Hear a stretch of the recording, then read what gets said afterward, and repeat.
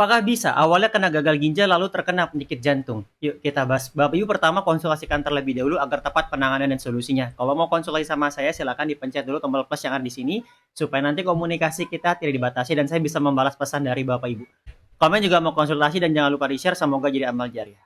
Ya, jawabannya itu bisa sekali, tapi bukan karena dari kerusakan ginjalnya, demikian juga dengan jantung. Ini keduanya hubungannya dua arah. Penyebabnya karena penyakit metabolik dari gula darah yang tinggi, tensi darah, asam urat, juga kolesterol. Ini yang menjadi penyebabnya awalnya Bapak Ibu adanya masalah pada ginjal lalu merembet ke jantung. Demikian juga awalnya kena ke jantung tapi karena empat masalah ini terkena ke ginjal. Ini keduanya hubungannya dua arah. Saya mendampingi pasien jantung, akhirnya dia kena ke ginjal. Dia beranggapan karena jantung saya, Pak. No, bukan. Tapi ketika saya cek tensi darahnya itu sangat tinggi sekali.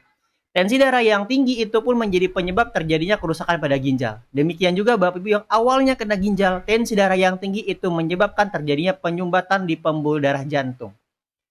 Penyebab terjadinya masalah pada jantung itu ada dua karena penyakit metabolik yang paling banyak. Yang pertama, koroner jantung atau penyumbatan pembuluh darah. Yang kedua, kardiomegali atau pembengkakan. Penyebabnya, gula darah yang tinggi, tensi darah yang tinggi. Ini duanya.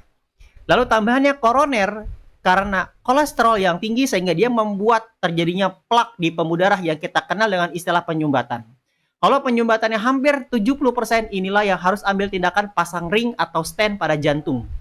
Yang keempat, asam urat yang tinggi. Karena asam urat yang tinggi itu risikonya akan terjadinya aterosklerosis atau penyumbatan pembuluh darah.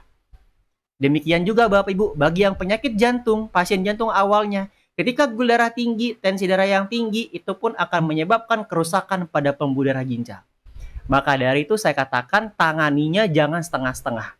Kontrol gula darah, tensi darah itu menyehatkan dua organ, jantung juga ginjal.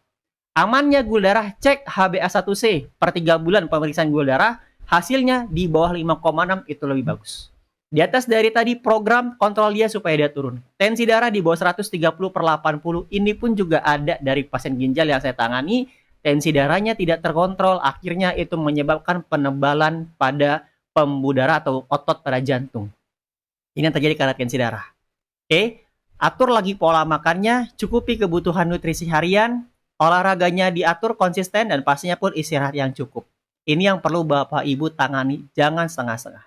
Silakan konsultasikan kembali. Bagi Bapak Ibu yang mau konsultasi sama saya dan mau menjalani program penguatan ginjal dengan nutrisi juga kontrol penyakit metabolik agar cegah penyakit jantung, cek di profil, hubungi nomor saya. Terima kasih kalau bermanfaat, jangan lupa di-share.